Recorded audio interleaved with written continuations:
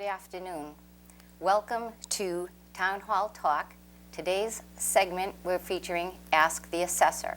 My name is Keefe. I'm Principal Assessor for the Town of Whitman, and I'm lucky enough to be joined by Gamache, who is the Assessor Appraiser for the Town of Hanson. Today we thought we'd talk about frequently asked questions that come into the counter in the Assessor's office. And in particular, we thought motor vehicle excise and abatements would be a good starting point. So welcome, Lee. Thank you, Kathy. Thank you for having me. Thanks for joining me. We assessors talk with each other often about, what we find during the business day as frequently asked questions. Yes. So I'll just ask you right off the bat, what is the most common question asked of your office when it comes to motor vehicle billing and abatements? A lot of people aren't aware that they can file for a motor vehicle exemption, motor vehicle abatement. Anytime that you transfer a vehicle, you sell a vehicle, anytime you go to the Registry of Motor Vehicles and have a transaction there, it usually will trigger a new bill being sent to you.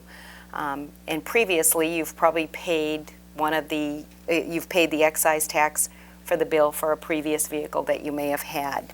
So they don't usually tell you at the registry that you can go and file for an exemption with your town hall.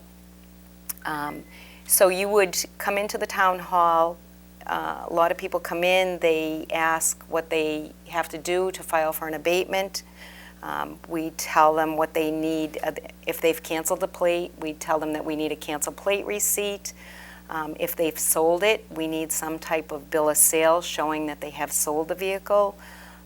If they traded it in at a dealership where they bought their new vehicle, we ask them to bring in the paperwork showing the trade-in on the vehicle. At that time, we prorate the excise tax and issue an abatement that they'll receive in the mail. Usually takes about 4 weeks to receive that abated amount in the mail. Well, so you know what I find too, what I think a lot of people don't understand, there are two components to having an automobile being registered. We're dealing with the registration or the plate itself and then the ownership of the vehicle. So it's not good enough to just either dispose of your vehicle but not cancel the plate, or cancel the plate and retain ownership of your vehicle. They go hand in hand, and you must deal with both of those components in order to be eligible for the abatement. Right. And it depends on at what point in the calendar year that you do these things as far as how much of an abatement you would receive back, because as you know, the bill begins when you register the vehicle through the end of the year. Yes, you're paying for the full calendar year at that point when you get that first excise tax bill. Right. So if you do, make any sort of change in that during the calendar year, chances are you would be eligible for some type of an abatement. Yes. But we know that the bill can be no less than $5 no matter what. That's right. the minimum. Right. Between all the processing and everything, it's not cost effective if it's under a $5. If the bill is would be under $5. Right.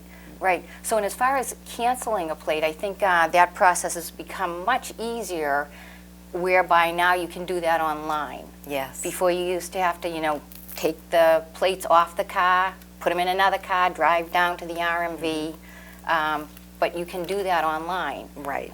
You do need to keep the piece of paper that says that you've done so, as far as that documents the fact that you've... Right, and you can print that right out in the privacy of your own home when you cancel the plates. Right, right. So let's talk about people who feel like, geez, I've canceled my registration, I no longer have the vehicle, but I'm still getting a bill. What's your advice to those folks? When they they'll come into the assessor's office to file. As long as they have their documentation, they're showing that they're canceled plate, and that they're no longer in possession of the vehicle, they've either sold it, traded it in. Right. Then we issue the abatement to them. A lot of times people who leave the state, they may sell their property here in Massachusetts, Right. leave the state, they leave with their plates. Again, they can go online once they get their vehicles registered in the state that they're now living in. They'll go online, they'll cancel those plates. They can go right on the website and they can print off an abatement application right on the website. Right, right. So, but one thing they should never do is just ignore the bill. Like, not. if say they feel like, geez, I've canceled my plate, this is not a legit bill, I'm just going to ignore the bill. Yeah. That's a problem, because that will follow them nationwide. When Yes. they go to register a vehicle, not only if it's outside of Massachusetts, inside of Massachusetts, that's going to follow them, and they will not be allowed to re-register Right. another vehicle until they have settled up Right. their account. And in the meantime, that bill is accruing fees and charges, so you might have a excise tax bill that was for $25, and if you ignore it, you let it go, it goes to demand, it goes to warrant, there's interest on it, you can end up paying hundreds of dollars. Right, and although we are allowed to abate that original excise amount itself, the fees, penalties, not. Right. We don't have authority to. Right, so you'd still be liable for all of those Right. things. So if a taxpayer gets a bill, they don't agree with it, or they question it, the first thing they should probably do is either call or come down to the Yes. assessor's office. Yeah. Definitely do not ignore those bills. Same with if you transfer your plate to another vehicle, but you might be getting demands on the prior vehicle. Don't ignore those. Those aren't going to go away. Those Right. are going to accrue fees. Right. And when you do come in to handle that, again, we can't do anything about the fees on that. We can only adjust the Right. adjust the motor vehicle excise original amount. Right, right. And so I think it's probably good to point out at this point that the assessor's office is really the middleman when it comes to excise billing, because the original file starts with the RMV. Right, and the information that people give the RMV. Right, and it comes to your town or my town based on where the person registers or garages their vehicle. So if there's a change to that circumstance, if they move from Whitman to Hanson or Hanson to Whitman and they don't notify the RMV, there's no way that we're going to know which town should be, properly billing out that bill. Right. And as far as that also goes, we get the valuation from the RMV that we're billing out. Everything about that excise bill is information that we get from the RMV, which actually originates with the taxpayer. Yes. So I'm going to put you on the spot and explain about the valuation, because that is, not so much what you paid for the car. Right. But let you explain that. All right, so the valuation that the Registry of Motor Vehicles sets on a vehicle comes from the manufacturer's retail values. So that sticker price that's on that vehicle, Right. whether you pay that much or not, that is the valuation for that vehicle. And it's on a scale. If you say you buy a 2016, in year 2016, that motor vehicle excise is going to be based on 90% of the value, the manufacturer's retail value, not the sale price. Right. Then every year after, that scale goes down. The next year, you'll pay 60% of that manufacturer's retail value. The following year, it will be 40. The year after that, it will be 25. Now, in that fifth year, the value is going to be based on 10% of the manufacturer's retail value. That excise tax will stay at that 10% for the remainder of the life of that vehicle. Right, it'll go no lower. No lower. So there are circumstances which, and it seems counterintuitive, that you may have a bill for an older vehicle that is higher than a bill for a newer vehicle. And the answer to that is because that MSRP on the older vehicle in the day of manufacture was higher. Yes. So, Yeah. you know, it depends on the type of the car. Right. It might have been like a luxury model of Right. that vehicle that would have a higher manufacturer's retail value. Right. And then you may get a car that, you know, a newer car that is just a regular stock Right, model. right. So it's not unusual for us to see values higher on the older vehicles, even though they're only at 10%. Right. Now, in my office, I do know we've had, and so also not only do we bill vehicles, we bill utility trailers, Yes. motorcycles, some RVs. We've had people come in saying, you know, geez, this valuation doesn't seem right to me. And we pull out our chart and say it's based on the MSRP and, you know, this is the graduated schedule. They still feel like, you know, something isn't right here. Our office has contacted the RMV on behalf of the taxpayer and have in the past found that the RMV has adjusted that valuation. So I would suggest if you really feel like something's way off, that they would come into your office and you would be able to make that call on their behalf and Right. either verify that, yes, that is a true valuation, or, geez, you know what, we can adjust that valuation. Correct. And we've done that. We've had people come in that have questioned their valuations, and you know, with the access online and everything, it's really easy now to look Right. up valuations, MSRPs on vehicles. But the trailers are a little bit different. They're valued a little bit differently. They're not going by manufacturer's retail value. A lot of these could be homemade trailers that people Yes. make. Some of them are kits. Some are trailers, pull trailers that people are buying from, They can be boat you know, trailers. Yes, like Home Depot, you can get trailers Right. there. You can get them at Tractor Supply, anywhere like that. And their valuations are based on weight and length on that trailer. Right. So we've seen a lot of discrepancies in those, and we encourage Right. people to come in and Right. they can call the Registry of Motor Vehicles, or we're more than open to, if they come in with a bill, Right. where we have access to speak with somebody at the registry there, that we can help them. Right, and if we do find that, say, they were correct and the valuation is lower than what they were originally billed, we will Right. abate the difference in valuation. And, Yeah. you know, we do that in the course of our board meetings. We both report to a 3-member elected board. Right.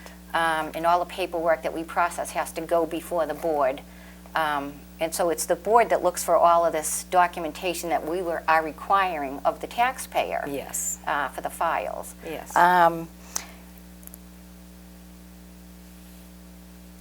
We do have a lot of questions about people saying, geez, you know, my bill's never going to go any lower, and, you know, that's Yeah, that's that's one just of the the most way it is. frequent, Yeah, it is. frequent ones that come in. And people, they're just looking for an explanation. Right, So right. once they're educated about it and they know that that's going to be their tax bill for the life that they have that vehicle. Right. Now, let me ask you about leased vehicles, because they're a little bit different. Yes. So, Leased vehicles are in the name of the lease companies.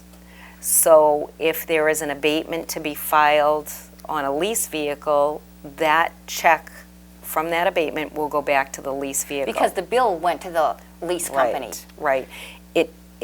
They are the owner of that vehicle. Right. And that's, so the bill has to be sent to the owner of that vehicle. But what the lease companies do is either bill it over monthly segments to the lessee, or they may bill them all at once.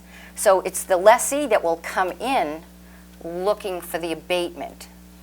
The majority of the time, I've had people come in that have leased vehicles that it's rolled into their lease, so they never get an additional charge. Right. Right. The bill goes to the lease company. It's already been rolled over. They're not getting the bill.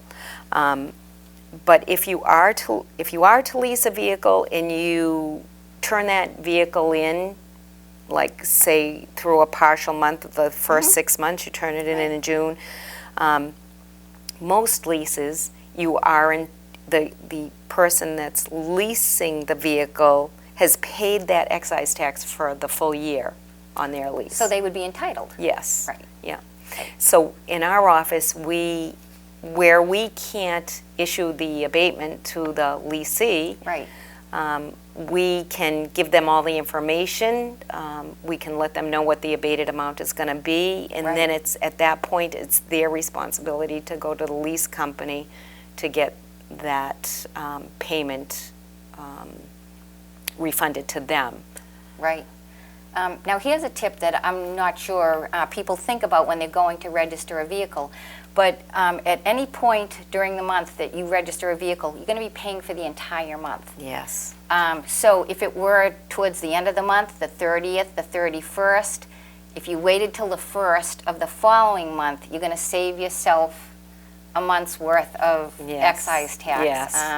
Hard to hear that after the fact. Right, So, I know. A lot of people are not privy to that, and they come in and they wonder why they're being charged for a full month, and that's Right. just how the Right, registry one is day set could up. make Yeah. a difference. Yeah. Could make a difference Whether it's there. the 1st or the 31st, you're paying for the full month. So. Right, right. And so we also want to talk about the garaging. If you do hop from town to town, you're going to want to let the RMV know so that the proper municipality is the one that extends the bill. Now, there are circumstances in which we have to recommit an excise bill. To another So, town. Yep, would you care to address that? Anytime, wherever this is the registry's rule, where you are January 1st is where that bill is issued to that particular town. Right, Say you move out January 3rd. right, We don't get that information, that the registry would be sending out hundreds and hundreds Right. of, reissues and everything. So, so you may be living in Whitman and you're getting a bill from Hanson. right. You can come into the office and you can just, give us verification that you have moved. If you were in Hanson on January 1st, though, that's where you're going to pay that bill. Right. And to be clear, some people think, oh, I'll have to pay both towns.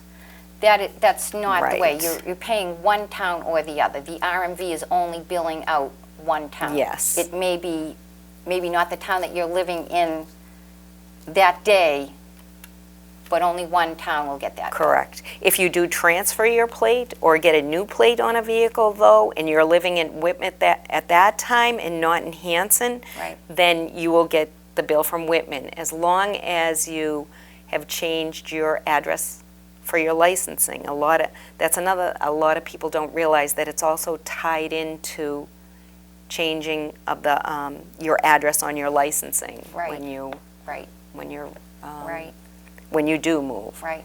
So now there are several billing cycles during the calendar year. So we bill out, I think it's every other month, we get a file from the RMV. And that catches up all the people who, after January 1st, are registering. So if you don't get a bill, January of every year, you may get it in March or, at some point Right. else during the year. Yep. I think, do you feel as though we've covered motor vehicles pretty well? There are other frequently asked questions regarding other bills we can talk about.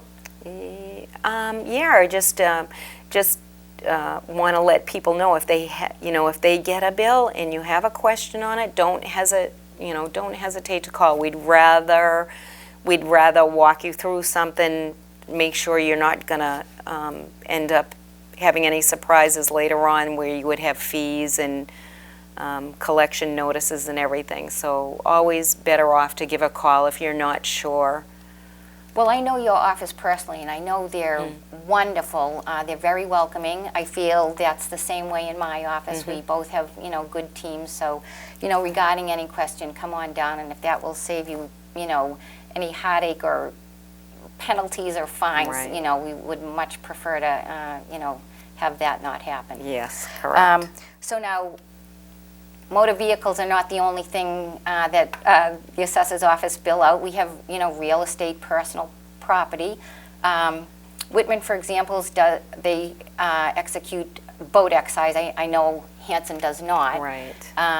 But what would you say was the most frequently asked question of your office regarding the real estate billing?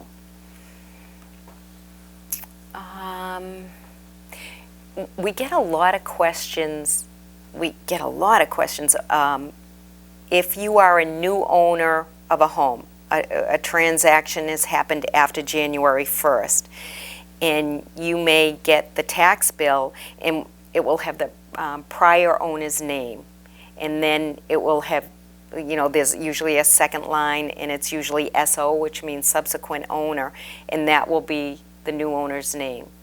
And a lot of people will come in and they don't understand why that prior owner's name is there. Right. And by law, whoever the property owner is, the January 1st of the previous year of the fiscal year that we're in has to be listed on that tax bill. Right, we're legally bound. Yes. And so in Whitman, it's not, did you say SO? We have CO, care of. On the property record card, we have that new owner as owning it. It's just the bill, not the ownership of the property. Right. So they're legit the owner. Yes. It's just the way the bill is. And that should go to that subsequent or care of the new owner. It was meant that even though the prior owner is on line 1, the bill should actually go to the new owner. Yes. Yeah. But we also should say that even if you don't get a physical bill in the mail, you are legally obligated for that bill. So if you buy property and you haven't received a real estate tax bill, it would behoove you to seek after the bill. Yes. And the collector's office will send a copy of that bill to both parties. Correct. If that's what they would like. How about folks who unfortunately are dual ownership and one of the owners passes away? In that case, we will, if somebody will come in and they'll ask to have a name taken off of a real estate tax bill. Right. And we need some type of verification showing that. We need a death certificate, just stating that the other person has passed away, or, and it also depends on the tenancy that they hold. The type of ownership. The type of ownership there. There's joint tenants, there's tenants in the entirety. So that's another key factor that we have to look at in order to change that. And we're online, as your office is, with the Registry of Deeds. Right. So we can check those prior deeds. It's not like you have to go find your deed to find out how you hold that tenancy. Right. So that information is available to us. So, and if we can, at that point, if we can change that, we'll change that. Right, right. I think that seems to be one of the questions that, comes in real estate-wise for Whitman. Now, Whitman has been on a quarterly billing system for as long as I've been in the position.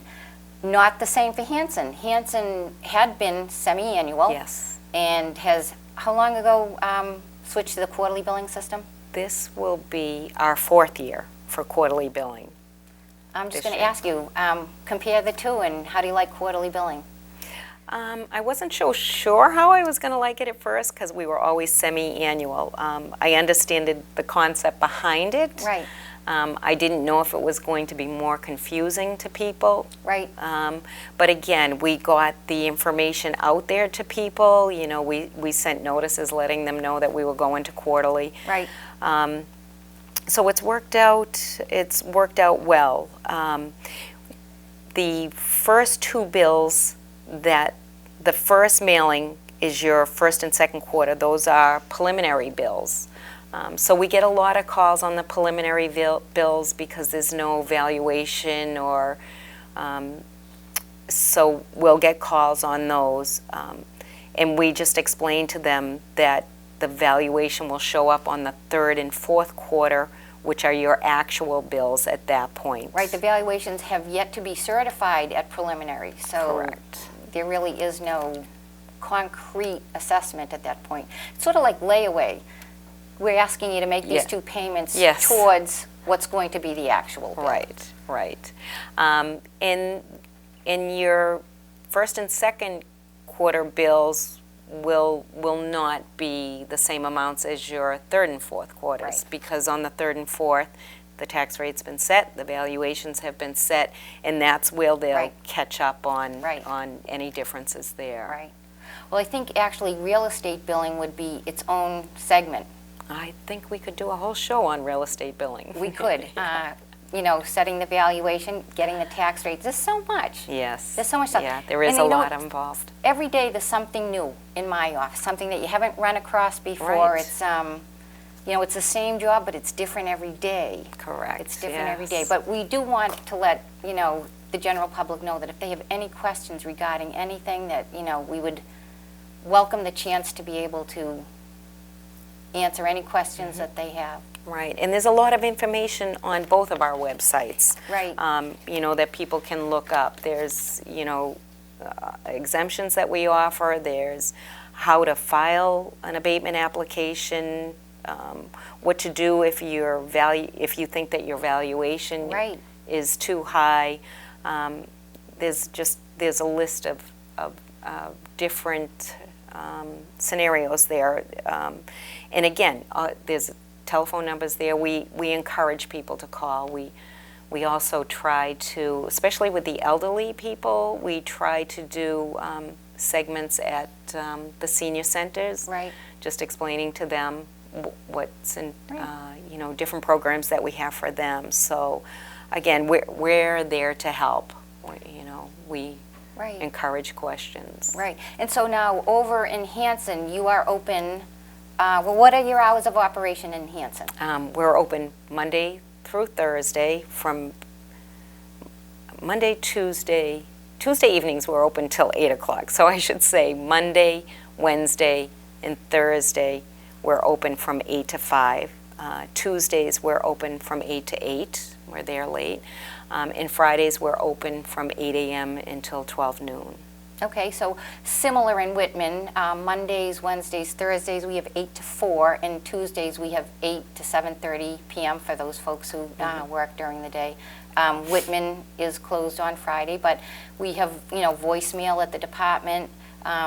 Your contact info is on the Assessors page of the website over in Hanson. Mine is as well in Whitman. I thank you for taking the time out of your, it's busy. This is a busy time of Yes, year. it We're is a trying to busy get our time of year. value set and the tax rate going, and so I thank you for that. Well, thank you for having me, Kathy. You know, I'm on the board. I'm on your board. For the and, town, yeah, Yeah, so we work So we well see together. each other We do work well very together. often. A lot of information out there, but we're happy to disseminate it along to the folks out there in the town of Whitman. Maybe next time we can go over to the Hanson Town Hall. Do Or a we'd segment actually there. take suggestions from the general public as far as what they think they would like to have answered, or anything that we could explain further in any aspect of the job that we're in. Right. The more educated the taxpayers are, you know, they really understand and you know, that works well with us also. Well, we thank you for joining Lee Gamache and myself for this session of Town Hall Talk. We hope to have future segments, and until we see you again, thanks for being with us.